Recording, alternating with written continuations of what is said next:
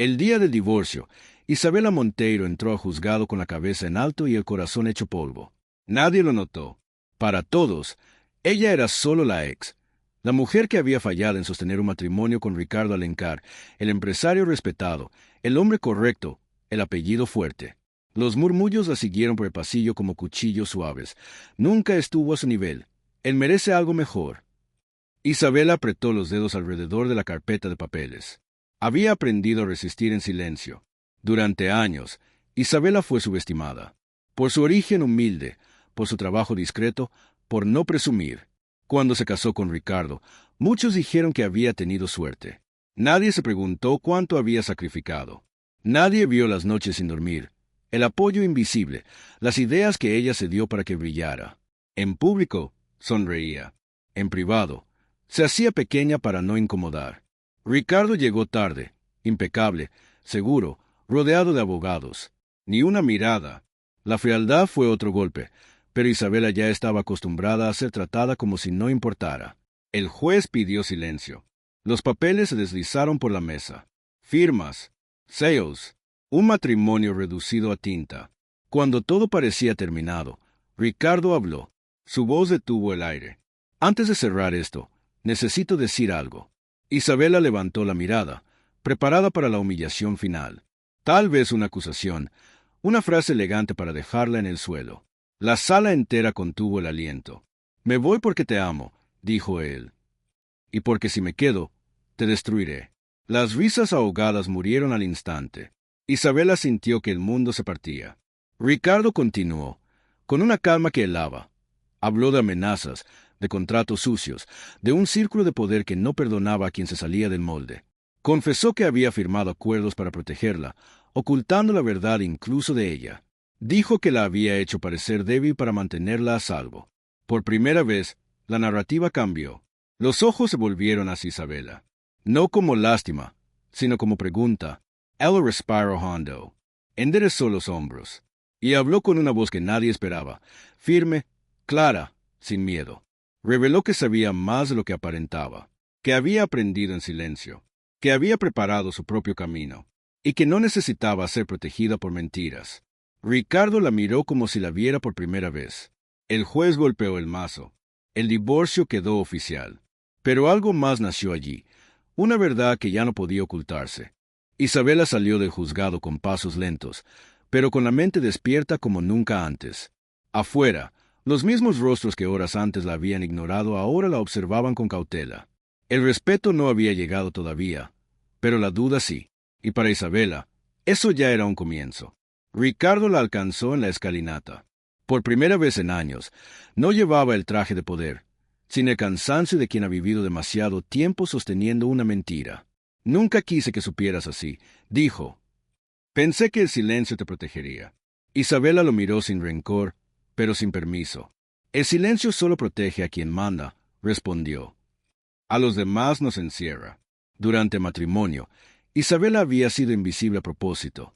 Mientras Ricardo negociaba con empresarios influyentes, ella escuchaba. Mientras la subestimaban por servir café en reuniones privadas, memorizaba cifras, contratos, nombres. Nadie sospechó que aquella mujer discreta había estudiado cada jugada. Nadie imaginó que guardaba copias, fechas y pruebas. Esa misma tarde, el teléfono de Isabela comenzó a sonar. Mensajes de antiguos socios de Ricardo, algunos con disculpas forzadas, otros con advertencias disfrazadas de consejos. Ten cuidado, no te metas donde no debes. Recuerda quién eres. Ella sonrió con amargura. Sabía exactamente quién era. Esa noche, sentada en su pequeño apartamento, el mismo que muchos consideraban un retroceso, Isabela abrió una carpeta que había guardado durante años. Dentro, no había venganza, sino justicia. Pruebas de abusos laborales, evasiones, contratos diseñados para aplastar a los débiles. No eran secretos solo de Ricardo, sino de un sistema entero que prosperaba gracias al desprecio. Mientras tanto, Ricardo enfrentaba su propio juicio silencioso. Los mismos hombres que antes lo aplaudían ahora lo presionaban. Controla a tu exesposa, le dijeron. Ella no es nadie. Pero Ricardo sabía la verdad. Isabela no era nadie. Nunca lo había sido. Él había construido su imperio sobre una estructura frágil, y ella conocía cada grieta. Al amanecer, Isabela tomó una decisión. No huiría, no se escondería, usaría su voz, no para destruir, sino para exponer, no por odio, sino por dignidad. Abrió su computadora y envió un solo correo, dirigido a una periodista conocida por no venderse. El asunto era simple: cuando el poder subestima a la persona equivocada. El efecto fue inmediato, porque cuando quienes siempre fueron ignorados deciden hablar, el ruido es imposible de silenciar. La primera publicación salió 3 días después. No llevaba el nombre de Isabela Monteiro, pero cada palabra tenía su pulso. El artículo hablaba de acuerdos firmados a puertas cerradas, de trabajadores silenciados, de mujeres reducidas a decoración en mesas de negociación. No acusaba directamente, pero mostraba un patrón. Y ese patrón tenía nombres que muchos reconocían. En menos de una hora, el texto se volvió viral. Isabela observaba la pantalla desde la mesa de su cocina, con una taza de café frío entre las manos. No sentía euforia. Sentía responsabilidad. Cada comentario era una confirmación de que no estaba sola. Personas desconocidas contaban historias parecidas: humillaciones, despidos injustos, amenazas veladas. El sistema que la había empequeñecido también había aplastado a muchos otros. Ricardo fue citado de urgencia esa misma tarde. Los socios exigían explicaciones. «Es solo un artículo», dijo uno. «Nada probado». Ricardo no respondió. Sabía que aquello era apenas el inicio. Conocía a Isabela. Cuando ella empezaba algo, lo terminaba. La presión creció rápido. Clientes cancelaron reuniones. Inversionistas pidieron auditorías. Los mismos ejecutivos que antes se burlaban de Isabela ahora revisaban contratos con manos temblorosas. El desprecio había sido su mayor error. Esa noche, Isabela recibió una llamada desconocida. «Podemos llegar a un acuerdo», dijo una voz masculina, suave, peligrosa. Dinero, silencio, una nueva vida lejos de aquí. Isabela cerró los ojos por un segundo. Pensó en todas las veces que había sido ignorada, corregida, minimizada. «Ya tuve silencio», respondió. No me sirvió. Colgó sin esperar respuesta. Al día siguiente, la periodista publicó la segunda parte. Esta vez, con documentos, fechas, firmas. Nada ilegal a simple vista, pero inmoral en cada línea. La opinión pública hizo el resto. Las redes exigieron respuestas. Las autoridades, presionadas, anunciaron investigaciones preliminares. Ricardo buscó a Isabela. Se encontraron en un café discreto, lejos de cámaras. «Esto va a destruir a mucha gente», dijo él, con voz cansada. «A mí también». Isabela lo miró con serenidad. «No. Lo que destruye es creer que nadie se atreverá a decir la verdad». Ricardo bajó la mirada. Por primera vez, entendió que ella ya no caminaba a su sombra. Esa noche, Isabela recibió decenas de mensajes de apoyo. Entre ellos, uno corto, anónimo. «Gracias por hablar. Hoy renuncié. Mañana denuncio». Isabel respiró hondo. El miedo seguía ahí, pero ahora tenía algo más fuerte que lo sostenía. La ciudad despertó distinta. Los noticieros ya no hablaban de rumores, sino de nombres, empresas, cargos. Las investigaciones dejaron de ser preliminares. Lo que durante años había sido normalizado comenzó a verse como lo que realmente era: abuso envuelto en prestigio. Isabela caminaba por la calle y, por primera vez, nadie la atravesaba con la mirada. Algunos la reconocían, otros bajaban los ojos. El respeto empezaba a aparecer, no como regalo, sino como consecuencia. Pero el sistema no cae sin resistirse. Esa tarde, Isabela recibió la visita de 2 hombres trajeados. No se presentaron. No lo necesitaban. «Estás cruzando una línea», dijo uno, con una sonrisa controlada. «Hay consecuencias». Isabela no levantó la voz. «Las consecuencias existen desde hace años», respondió. «Solo que nunca las pagaban ustedes». Los hombres se fueron sin insistir. Amenazar ya no era suficiente. Ricardo, en cambio, enfrentaba su propia caída. Los socios lo apartaron temporalmente. El apellido Alencar, antes intocable, se convirtió en carga. Por primera vez, él fue subestimado, ignorado, y entendió lo que Isabela había vivido durante tanto tiempo. La buscó de nuevo. «Si testifico», dijo, «todo termina más rápido. Pero perderé todo». Isabela lo miró con una mezcla de dolor y compasión. Yo perdí todo antes, respondió. Y sobreviví. Esa noche, Ricardo tomó una decisión que nunca creyó posible. Entregó documentos, grabaciones, acuerdos ocultos, no por redención completa, sino por verdad. Y la verdad, una vez suelta, no volvió a obedecer a nadie. Las audiencias públicas comenzaron. Personas comunes declararon contra hombres poderosos. Gente que antes limpiaba oficinas ahora hablaba frente a cámaras. Y el país escuchó.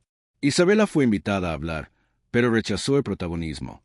No quería ser símbolo, quería ser prueba de que cualquiera podía romper el silencio. Aún así, su nombre se convirtió en referencia. La mujer que no aceptó el lugar que le dieron. En medio del caos, una carta llegó a su puerta. No tenía remitente. Dentro, solo una frase: pensamos que eras débil. Isabela sonrió. No por orgullo, sino por justicia. Porque el verdadero castigo no fue la caída pública, sino el descubrimiento de que el desprecio había cegado a quienes se creían invencibles. El juicio final no ocurrió en un tribunal, sino en la conciencia colectiva. Las marcas se alejaron, los contratos se rompieron, los nombres que antes abrían puertas ahora las cerraban. La justicia no fue inmediata, pero fue imparable. Isabela recibió ofertas que nunca había buscado. Conferencias, entrevistas, cargos bien pagados, todas con la misma condición silenciosa: convertirse en rostro. Ella rechazó casi todas. No quería reemplazar un pedestal por otro. Quería cambiar las reglas. Con un pequeño grupo de abogados y trabajadores despedidos, Isabela creó una fundación. Nada lujoso, nada espectacular. Solo un espacio seguro para denunciar abusos sin miedo, para acompañar procesos, para enseñar lo que ella había aprendido en silencio: cómo leer un contrato, cómo protegerse, cómo no desaparecer. Ricardo declaró públicamente. Su confesión aceleró condenas y acuerdos. Perdió poder, prestigio y amigos, pero ganó algo que nunca había tenido: la verdad sin adornos. Cuando terminó, buscó a Isabela por última vez. No espero perdón, dijo. Solo quería que supieras que hice lo correcto. Tarde, pero lo hice. Isabela asintió. Hacer lo correcto tarde no borra el daño, respondió, pero evita que se repita. El impacto fue profundo. Empresas cambiaron políticas. Ejecutivos renunciaron por motivos personales. Personas que nunca habían sido escuchadas ahora lo eran. No por caridad, sino por presión social. Un día, Isabela volvió a pasar frente al juzgado donde todo había comenzado. Nadie murmuró. Nadie juzgó. Un joven se le acercó con timidez. Gracias, dijo. Mi madre trabajó 30 años en silencio. Hoy habló. Isabela sintió un nudo en la garganta. Ese agradecimiento valía más que cualquier título. La justicia no había sido perfecta, pero había sido suficiente para marcar un antes y un después. El respeto ya no era algo que se pedía, era algo que se exigía. Y quienes habían construido su poder sobre la humillación entendieron una verdad simple y devastadora: el desprecio siempre cobra intereses. Los meses siguientes fueron un renacimiento. Isabela Monteiro caminaba por la ciudad con la seguridad de quien conoce su valor. Nadie la subestimaba. Nadie podía volver a hacerlo. Cada mirada era un recordatorio de que la humildad no significa debilidad y la discreción no ignorancia. Ricardo apareció una última vez, no con aire de poder, sino con respeto genuino. Se encontraron en un café sencillo, lejos de cámaras y murmullos. No sé cómo agradecerte, dijo él, por enseñarme que controlar no es proteger. Isabela lo miró y, por primera vez, no sintió resentimiento ni miedo, solo calma. Aprendemos tarde, a veces, respondió. Lo importante es no repetir los errores. Durante esa conversación, Ricardo confesó su admiración, no solo por su inteligencia, sino por su integridad. Y aunque el pasado no podía borrarse, ambos entendieron que el respeto mutuo era ahora inevitable. La fundación de Isabela floreció. Personas de todos los ámbitos encontraron voz, y con cada historia compartida, el mundo se volvía un lugar más justo, aunque lentamente. Isabela no buscaba fama, buscaba que nadie más sufriera el silencio que ella soportó. Un día, mientras revisaba documentos de casos recientes, recibió un mensaje inesperado. Gracias a ti, me atreví a decir lo que nadie escuchaba. Ahora cambio la historia de mi vida. Sonrió, recordando cómo cada pequeño acto de coraje podía transformar destinos. Ricardo, aunque ya no dueño de poder corporativo, se convirtió en un aliado silencioso. Aprendió que el verdadero liderazgo no se mide por títulos ni riqueza, sino por reconocer la capacidad y dignidad de todos. Isabela comprendió que la libertad no estaba en las leyes ni en las sentencias, sino en caminar con la cabeza erguida y la conciencia tranquila. Había perdido una vida cómoda, sí, pero había ganado respeto, influencia real y la certeza de que había hecho lo correcto. En el horizonte, la ciudad seguía su rutina, pero el eco de las acciones de Isabela resonaba en cada sala, oficina y hogar donde alguien se había sentido invisible. La justicia no siempre llega en forma inmediata, pero cuando se combina con coraje y claridad, es imparable.